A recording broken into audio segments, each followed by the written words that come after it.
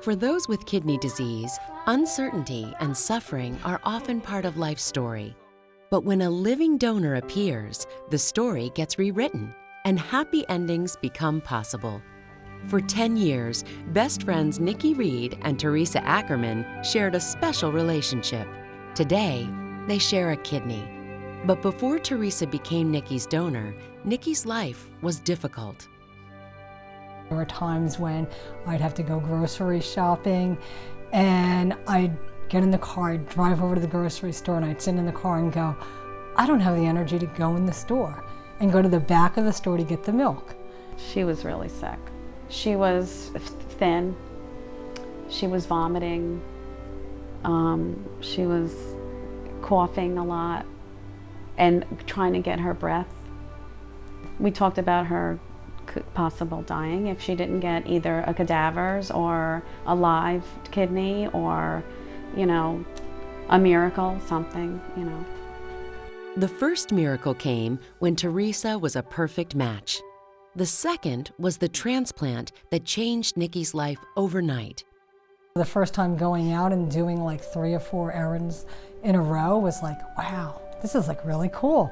I could do this and not rest.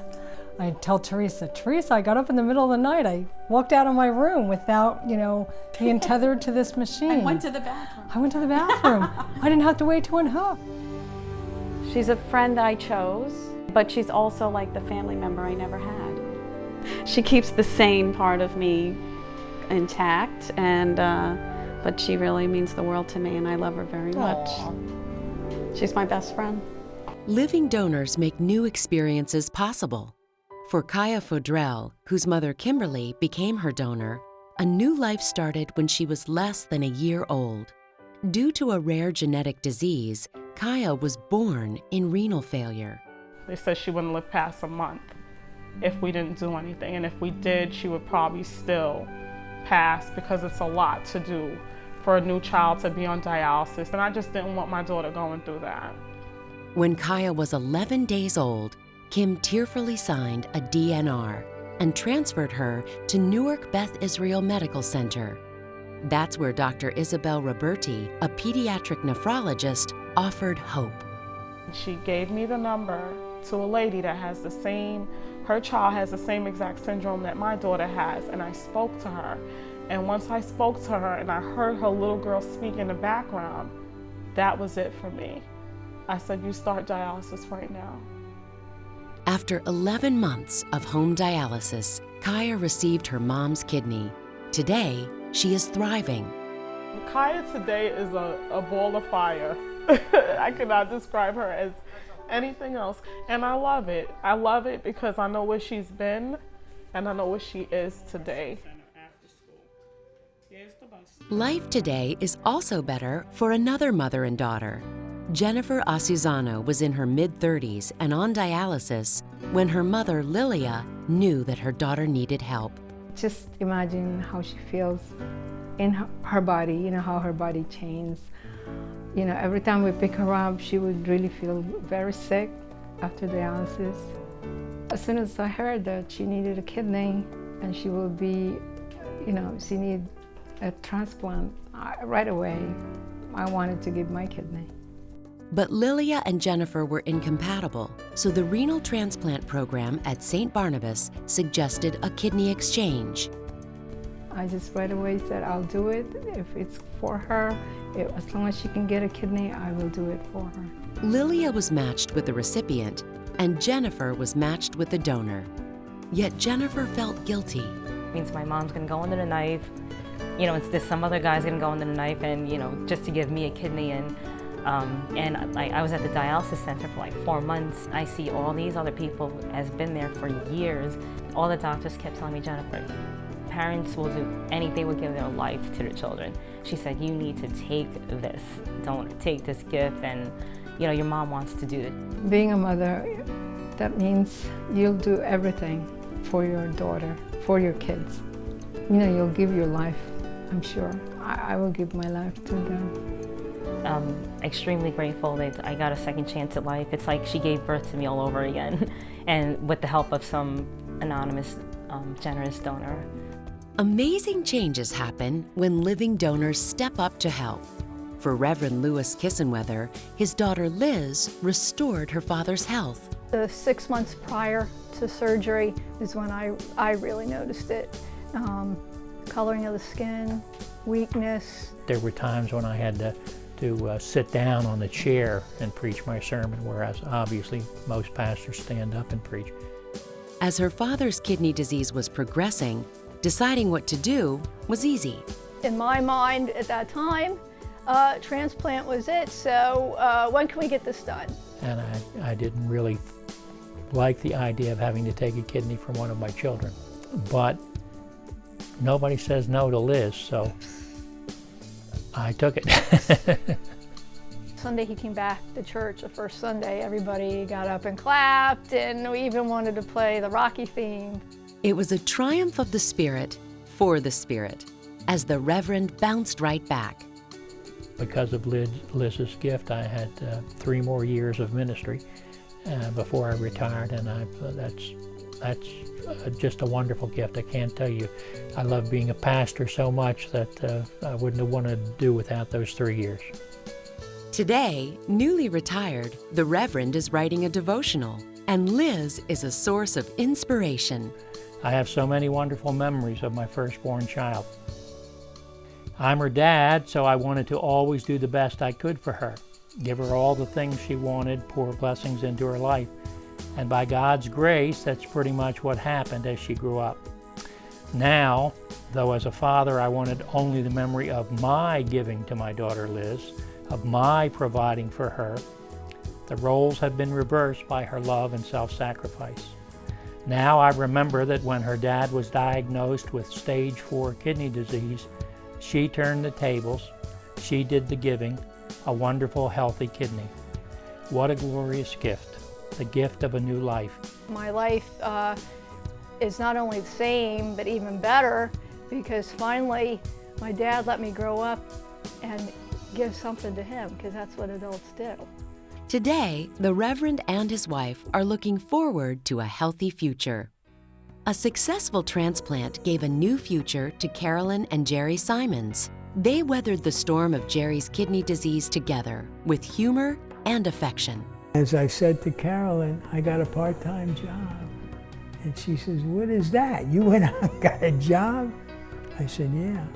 I am going on dialysis, and I'm going to have a 15-hour-a-week part-time job staying alive." But Carolyn saw the toll that dialysis was taking on Jerry's health, and she had to do something. I walked in one day and I saw him standing at the sink, and I said to myself, this will never do. And I said, I'm going to get tested. And to find out on the first visit that I was going to be a perfect match blew me away. I said, that's it? That's all there is? And she says, yeah, you'll be perfect. I said, are you sure? She says, trust me. I had a wife who was saying, I love you. I love you very much. And she felt that this was important to both of us, because what was going on with me was compromising her life as well. Today, Carolyn and Jerry have a large family, friends, and a love of travel that enriches their lives. The adversity has brought us together. It's a joint effort, you know, like you have joint bank accounts, so we have joint kidneys. Each day I wake up with the realization that I'm living a wonderful life, and that's what she's done for me. A wonderful life is possible with a living donor. So when Lisa Anton realized her best friend and brother Ken needed her help, she didn't hesitate. I saw Kenny around Christmas 2011, and he didn't look like himself anymore. He was very thin, no energy. He couldn't eat anything that he wanted to eat, and he just seemed like a different person. At age 28, Ken needed a transplant right away, and Lisa wanted to donate. But on the day of her screening, Big Brother Ken sent his sister an unexpected text message. Listen, you obviously don't have to do this. If you do, for whatever reason, decide not to do it, like, you're always still gonna be my best friend. I will never in any way hold it against you. And of course, you know, my sister being my sister, you know, she basically told me to, you know, shut up. This is something that I absolutely want to do, and it's not even a question in my mind. In February 2012, Ken received Lisa's kidney and it began working immediately. Kenny came wheeling through, like hands waving around, talking to everybody with all this energy. I was instantly really happy because, you know, the first thing that I thought when I woke up was I wanted to know how Kenny was, and to see him come in and just look like his old self and happy and just totally fine, it was the best feeling. Another benefit of Lisa's kidney was something that once seemed unthinkable. Kenny's wedding was a great day for everyone. It was something that we didn't think could happen anytime soon when he was so sick, and we didn't know where his life was going at that point, and just felt like a celebration of him and everything being back to the way it was. My sister's gift means everything to me. You know, it's literally given me my life back. It's allowed me to, you know, to live my life the way I've always wanted to. Similar to Ken's sister, restoring his wife Nazli's perfect health was Carlos Lopez's only priority. His gift transformed her life and brought them even closer after 35 years of marriage. You don't realize who the person next to you really is until you find yourself in a situation that you're totally useless, that you feel that you have no worth. You can't wash a dish, you can't do laundry, you can't iron, you can't cook. You just slumped in a corner, you know. Naz wasn't well enough to leave their apartment. Going to the hospital was a way of life. Then one day, she read an article about the renal transplant program at Newark Beth Israel. Carlos was eager to be tested. And a few days later, they said, you are a match. So that was like a miracle, really. It was fantastic. I was excited. I said, well, let's do it right away, you know. Carlos's great enthusiasm for Naz's recovery continued right after surgery, when they were both still in the hospital. I started meeting lots of doctors that had nothing to do with me. They would come cruising through my room, and they would tell me, I just brought a little note from your husband. Mm-hmm. He wants you to know that he loves you and that he's going to come see you.